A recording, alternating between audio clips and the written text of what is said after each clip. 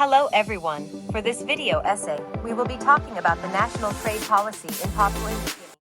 Papua New Guinea is the second largest island country in the world, with a diverse cultures and abundant natural resources. It is an island country that lies in the southwestern Pacific. The country's economy is dominated by a small formal sector focused mainly on minerals and energy, which accounts for nearly two-thirds of export earnings. Another third of the country's export earnings are derived from the primary sector consisting mainly of agriculture, forestry, and fishing. There is also a large informal sector whose contribution to the economy is not easily quantified, but this burgeoning informal sector provides a subsistence livelihood for 85% of the people. Papua New Guinea, being a member state of the United Nations, can be categorized under one of the four National Sustainable Development Strategies. As for this video, Papua New Guinea is categorized under the second National Sustainable Development Strategies due to lack of economic growth and development.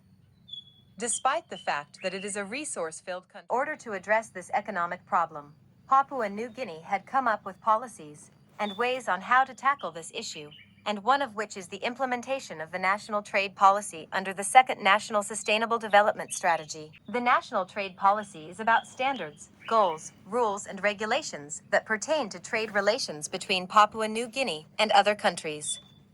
This policy and its targets were formulated by the Department of Trade and Commerce, including other public officials. Some of the policy includes taxes imposed on import and export, inspection regulations, and tariffs and quotas. Through the implementation of this policy, its main aim was to address the issue of lack of economic growth and development faced by the country since independence, such as imports greater than export, high standard of living, lower wages, lack of basic services, and the list goes on. In order to achieve its targets, the body responsible has come up with the key objective of the policy, which is to promote sustainable economic growth of our country through encouraging investment in the renewable sector, encourage downstream processing, import substitution, and export diversification development. Accordingly, policy interventions and measures have been adopted to help establish an efficient and competitive domestic market, policy interventions that will help build a competitive and sustainable export-based economy, and policy interventions for strengthening administration, coordination, and implementation. To achieve your objectives, there has to be a vision and mission in PNG's national trade policy. The vision for PNG's national trade policy is for PNG to become an internationally competitive export-driven economy that is built on and aided by an expanding and efficient domestic market.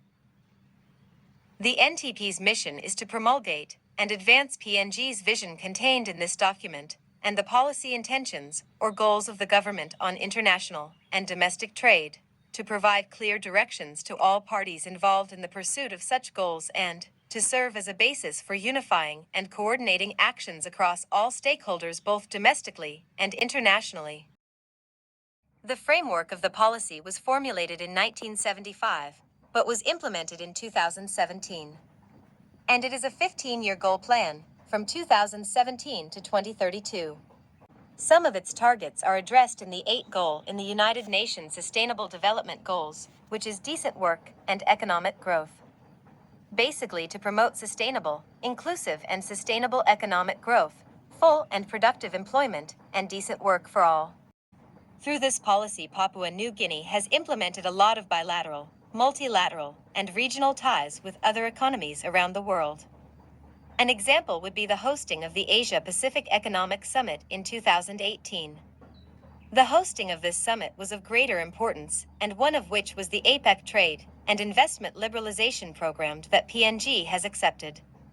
PNG and other developing economies in APEC have agreed to voluntarily achieve the APEC goals of trade and investment liberalization by 2020. Through this program, the developed and developing country will access free trade and intend contributes to the country's economy. Therefore, in summary, the policy is categorized under the second United Nations Sustainable Development Strategies because of the fact that it relates to the economic state of PNG. Through implementing NTP, it will create a coherent framework for trade that will grow the economy, create more job opportunities, merchandise exports, and increase the participation of young professionals in the economy through improved services sector.